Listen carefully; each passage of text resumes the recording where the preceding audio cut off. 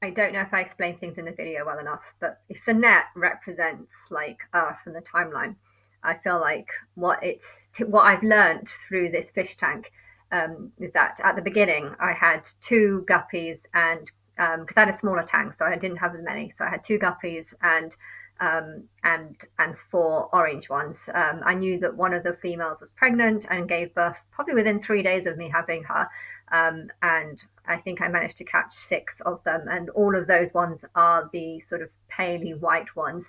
For the four males actually look identical, so it's hard to know which one's which because they're like the same. And then the two females from that set, so it was four males and two females from the ones that she gave. And then 3 weeks later, she got pregnant again, but this time it would have been with the male that was in there. And I think I only caught one that time because that was when I was in London, so I only managed to catch two. I only managed to catch one, and then another 3 4 weeks later, she gave birth again, and that time I was only able to catch two. I left it in there for a week, and then I let them both go because I think when I had the first six, um, I was able to let them go after only a week and maybe a week and a half, and it was fine. But the reason why was because there was only two male guppies. There was only two adult guppies and four females. Whereas the second time, I think I waited 2 weeks and I let them go. But because the horny one, the one that was very horny, just kept pestering the female. I also bought two other females, so there was three females and one male, and then four of the orange ones, and then there was the six babies that are in there. But I guess because it was slightly bigger, when I let the two go after a week, I found that one actually disappeared and I think was eaten or something. So I managed to save the other one. I had to put it in the net for another week. So and then after the second week, I let that one go, and that one survived about 3 weeks but then died. So yeah, so I only have the six ones that are from the original set, and then the one that was from the second set, but I only able to catch one in that set. The two females that I got, I don't think they got pregnant for some reason. Only the one that was pregnant the first time, so she got pregnant 3 times in a row, but I wasn't able to catch the third one because I let them go too early.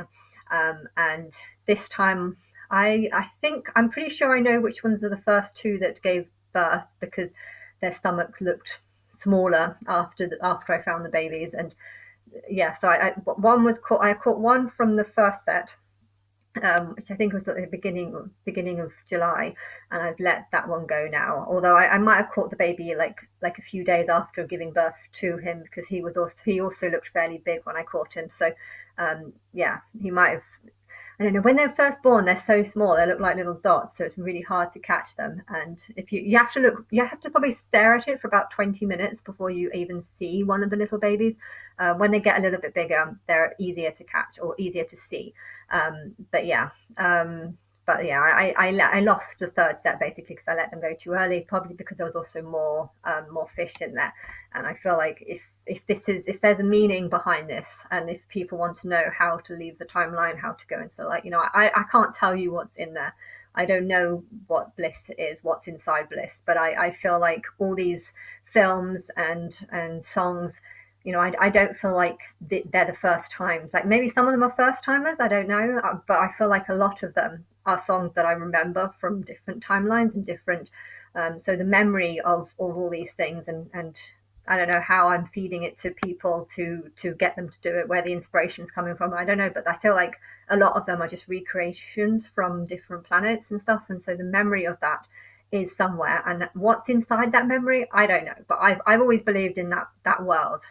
Like Sabrina the Teenage Witch, I was convinced 100% when I was 14 years old that like on a certain birthday I'll wake up floating above my bed and I'll just be able to walk through my cupboard and go into sort of the Narnia land, and just I don't know. I've always believed into the world, and they have it in Matrix. They go into like this white light and they can just kind of press buttons and just like ping and the spaghetti bolognese comes out. I don't know. I've always believed in this world, but I can't tell you anything about it because I'm pretty sure that if a lot of people believed in this world, they might kill themselves to get there. And I 100% don't know if that is real. I mean, technically, it's not real. I mean, if you can't just ping spaghetti bolognese out of nowhere, then it's not real. Just realize that. It looks very uncomfortable. But yeah, it's not real. So but then just because it's not real, that doesn't mean you can't experience it. So if it's in like some sort of imagination land, um, like that song, that Charlie, that song just came to me. Anything you want to do it, want to change the world. There's nothing to it. There is no life I know to compare of pure imagination. That's the what's it? Charlie and the Chocolate Factory. I like that song. But yeah, I don't know. I can't tell you what that world is like. I can't tell you if it's real. I can't tell you if it's true. I don't know, and I think I'm not allowed to because I feel like too many people would be killing themselves to get there, and I don't think you can get there. But unless you're of a, I don't know, like that fish, that one that I've just let go now. Okay, okay, stop it. You can see it. They're all chasing it basically. It's some of them seem to not be bothered by it, but every now and then it looks like it's going to be attacked by one of them. So I'm keeping an eye on it. But yeah, he's spent the last 3 weeks in the net, probably wishing to come out of the net, and then he's come out of the net, and now I feel like I don't know, but I've seen a few of the fish try to attack him and stuff. But I think he'll be okay. He's big enough. I think you can tell if they're survivable enough. I mean, if they'll survive enough, whether or not they can fit inside the fish's mouth. The fish's mouths are not very big, so as long as it's bigger than their mouth, I don't know actually, because I feel like because the group is fairly big now, they might be more aggressive and they might just kill him because they think the group's too big. I don't know, but I'm looking at it and I feel like if there is, you know, another world where people can get to like paradise, what I would call like the ultimate paradise, not just a white light, but some ultimate thing where you can do stuff. You know, I don't know, but I feel like the more souls there are in there, the less they want in there. You know, paradise is only paradise if the right souls and the right people are in there, and if the if you put more fry into that cage, if you want to, if you put more fry in there, you know, if these fish think there's too many fish in there, they're just going to eat the fry. So you can only there's only so many you can put in there, and maybe that's significant to some sort of, if there is some sort of paradise bliss land. You know, maybe there's only so many souls that can enter into this, or maybe there's only, before it becomes overrun with power, and in which case souls need to stay on a timeline, on an Earth, on the planet. You know, there's plenty of people here, and you know, there's a lot of space for people here and stuff. So I don't know how it works, but I know that things repeat in each other. They repeat. There's a lot of reflection on Earth as in a bigger scale of things. And so if that net that's in there represents Earth in the timeline, you know, getting out would seem like amazing, but it's not going to be amazing if you're going to just spend, you know, a very long time being chased by other fish or by other gods or other scary. You know, I don't know how it works, but I know that something you feel special when there's not that many of you. You know, if there's 7 billion of you, you sound to feel like 1 in 7 billion, and then you don't feel very special, and you don't feel, you know, happy, and then happiness turns to rawness. And maybe this is the same with some sort of paradise. You know, there's only so much memory, or so much souls, or so much.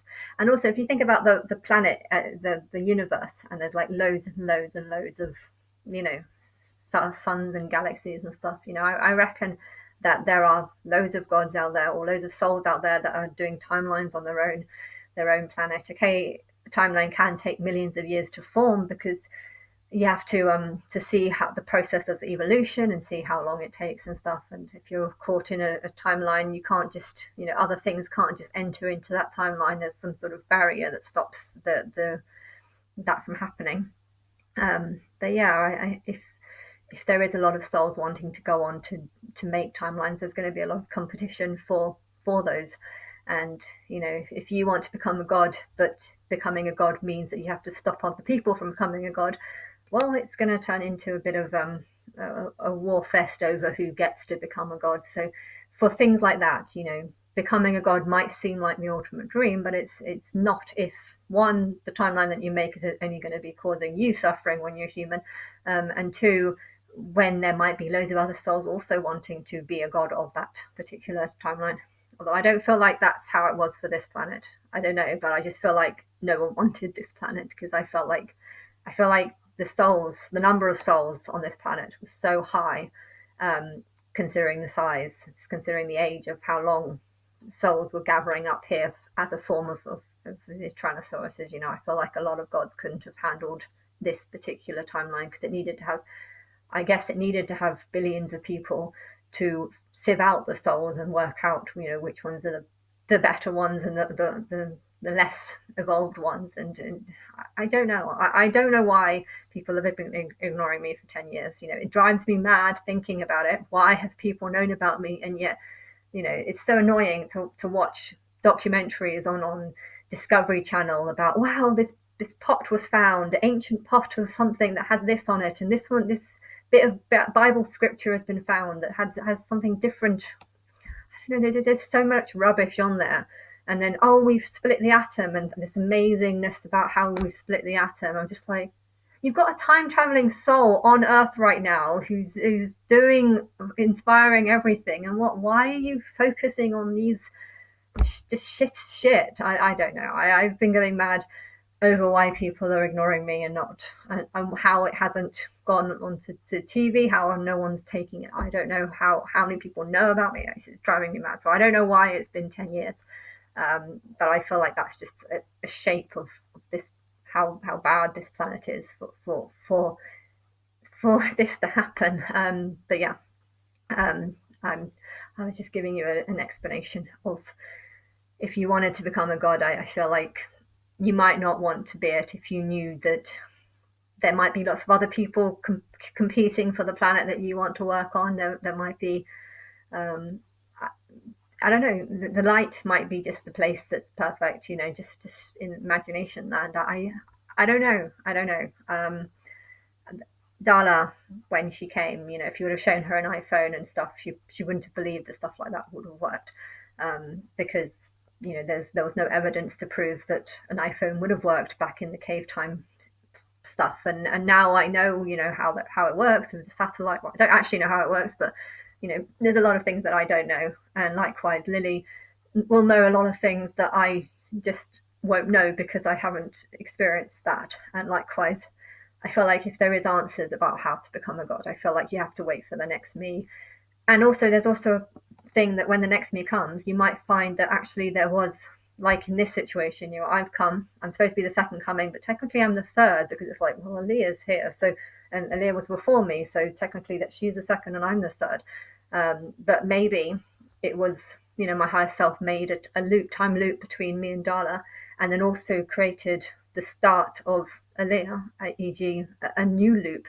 And maybe when I die, maybe I'm just going to finish off that loop. I don't know, but I know there's Asian people on this world right now, so I feel like Lily is actually in the timeline, in place, and the biologics of Asian people, or was it Mongolian people, that has come from Lily, and explains why they have good technology, because Lily has better top technology. So I feel like maybe the first two loops have already been formed.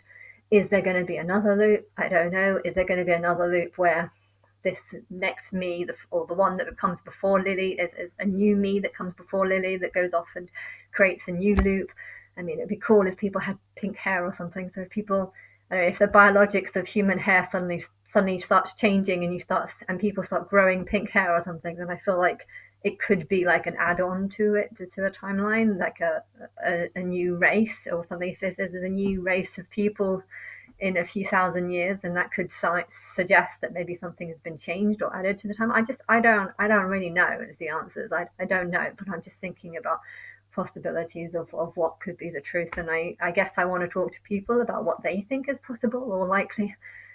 But yeah, just because I say something, that doesn't mean that it's the truth. It's just possibilities that I'm thinking about.